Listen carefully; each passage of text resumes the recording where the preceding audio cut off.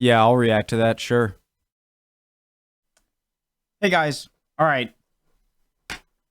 Let's go. No, my name's Connor. If you're new, hello. History and stuff. Hit all the things. Preemptive, like, why not? Royal Marines forced to surrender after U.S. Marines eliminate their entire unit. Let's go. Other way around. Yeah. All right. Let's do it. Come on, U.S. What are you doing? Let's go. Phones away.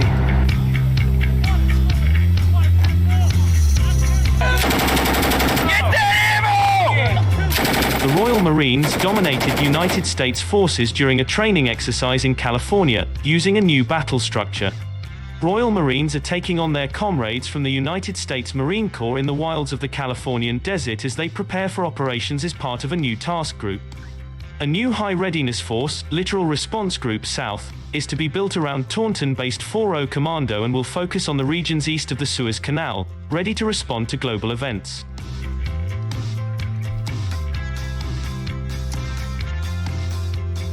To ensure the commando element of the group are ready for deployment next year, the Marines must first complete exercise Green Dagger in the Mojave Desert alongside the United States and Netherlands Marine Corps. The exercises across sun-scorched deserts will test the Marines in a number of warfighting skills and their ability to work effectively with their Dutch counterparts who also form part of the Littoral Response Group. The conclusion of the exercises, known as Green Dagger, was 5 days of grueling warfighting which saw Allied forces, from the United States, Canada, United Arab Emirates, the Netherlands and United Kingdom, join forces to take on a highly equipped United States Marine Corps adversary. Green Dagger will culminate in a free-play battle, in which Dutch and British Marines will work together against the might of the United States Marine Corps to evaluate the effectiveness of each of the Allied forces. The exercises are taking place at the Marine Corps Air-Ground Combat Center together against the might will culminate in a free-play battle, in which Dutch and British Marines will work together against the might of the United States Marine Corps to evaluate the effectiveness of each of the Allied forces. The exercises are taking place at the Marine Corps Air-Ground Combat Center at 29 Palms, which covers an area similar in size to Luxembourg in the Californian deserts.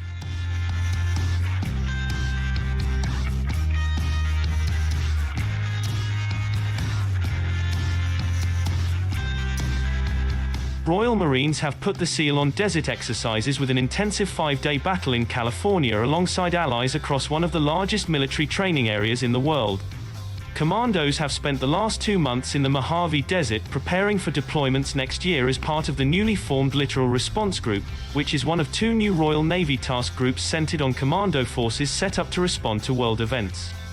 Under reforms directed by the First Sea Lord, Admiral Sir Tony Radakan, Royal Marines commando forces are to become more flexible and mobile fighting troops.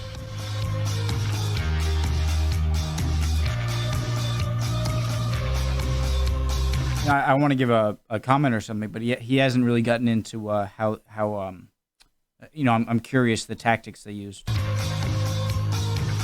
Experts from across 3 commando brigade came together to form the Littoral Response Group, with Taunton-based 4O Commando at its heart at the vast United States Marine Corps training facility at 29 Palms in California. The exercise focused around 3 urban sprawls which were defended by Allied forces, the largest of which consisting of 1,200 buildings purpose-built for militaries to test themselves among.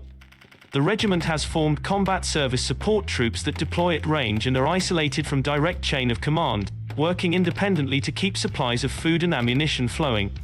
The troops have been established to allow Commando Logistic Regiment to be in more places at once, while also continuing to make use of the Armored Support Troop, which provides force protection and moves Marines around the battlefield. Additionally, Commando Logistic Regiment are also continuing to develop their 3D printing capability, which helps provide battle damage repair options on the front line. The Littoral Response Group... I really have no idea how 3D printing works, but I'm assuming they'd be able to sort of craft or, create, damaged parts on any of these things really quickly. I don't know exactly. I got to learn more about how that works, but that's cool. Group won decisive battles early on and gained ground from their enemy, But, with the United States Marines pushing into Allied territory, Royal Marines and their allies carried out raids behind enemy lines to stop further counterattacks.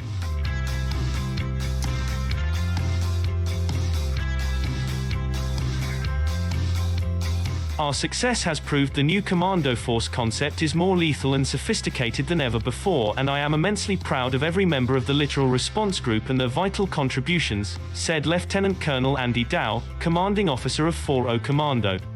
Operating alongside our partners from the United States, Netherlands, Canada and the United Arab Emirates gives us a fantastic opportunity to test, integrate and continue to push our capabilities in new and innovative directions.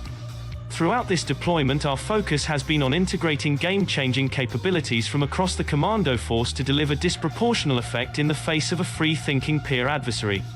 The exercise concluded with a last-minute enemy assault which was repelled, leaving Allied forces in control of over two-thirds of the entire battlefield.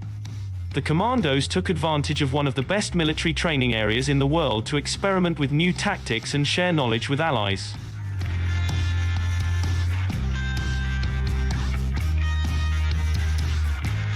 What is that? Oh, duh. Is that just the camera, or is like those light, like the flashing of the what do you call them? Propellers, the helicopter thingies. I think that was just because of the camera. Marine Sean Blades. McGrath from 4O Commando said, "This is the first time I've been to the States and worked alongside the US and the Dutch. Welcome, Seeing brother. how they operate and how we can work together has been really rewarding. It's been fantastic to work in one of the best training environments in the world. 29 Palms is absolutely huge and offers pretty much every type of training possible. We can train across terrains, in cities and with so much capable kit, I can see why we come here. This deployment has ultimately readied the commando element of Littoral Response Group South for operations next year, joining its sister task group, Littoral Response Group North, ready to react to unfolding events around the world."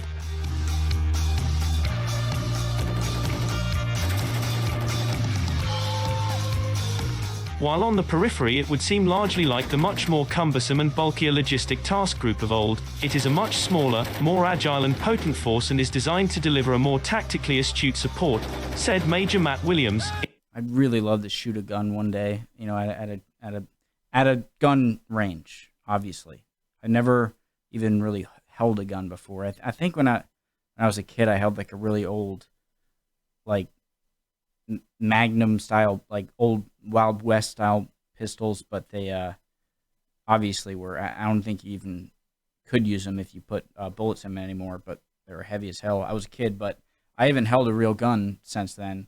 And I'd love to go to like a gun range or something, like shoot something like this. Force and is designed to deliver a more tactically astute support, said Major Matt Williams, in command of the Landing Force Support Squadron and Logistic Task Group of the Commando Logistic Regiment offering on Green Dagger. "We have come a long way since starting this journey in earnest last year. We've seen the regiment deploy both combat service support troops and armored support troop on 2 separate occasions, while also preparing for the forthcoming winter deployment in Norway and generating the first troop aligned to the Littoral Response Group South early next year.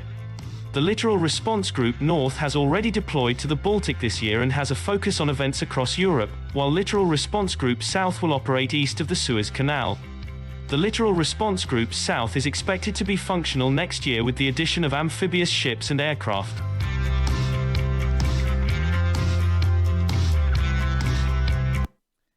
I don't know if maybe it's a bit of an over-exaggeration, but does anyone feel like sort of like for the first time since the Cold War, you know, like the dissolution of the dissolving of the Soviet Union in what, like 90, 91, 89, 90, 91, I think 91. For the first time, like seeing what China's growing and what it's kind of, you know, throwing its weight around in the South China Sea and just everywhere kind of around the world throwing its weight around, and China and Russia really cozying up together, and the UK pulling out of the EU, and so France is really the only one in the EU with its own big military. Germany still has restrictions after World War I, and I've watched a few videos on like the idea of like an Anglo kind of union of of Canada, UK, military union, like New Zealand, Australia. It just feels like stuff is building up like it hasn't in a long time, and it's a little unnerving.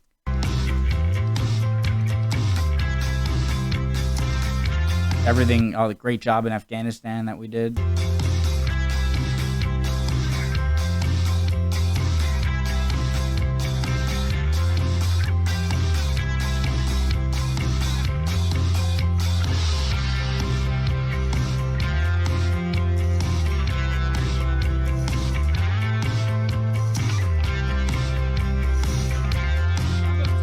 I would have commented more, but it was less really about what they used to do it. There were a few things, and more about just like showcasing how the Allies work together in war games and stuff like that. And the U.S. got crushed here.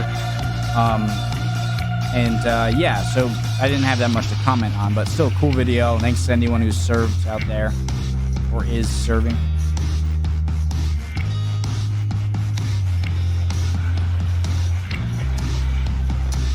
Yeah, cool video. Like I said, not that much for me to comment on other than, it's impressive. And I knew that they played games like this. It's important to do that, especially when stuff's looking a little sketchy around the world. Awesome. All right. I'm going to be doing the next, a little more of the spread of early Islam videos tomorrow. I think I'll post this tomorrow as well. Hope you guys are doing well. If not, well, that sucks. You'll be good soon. Don't worry. See ya.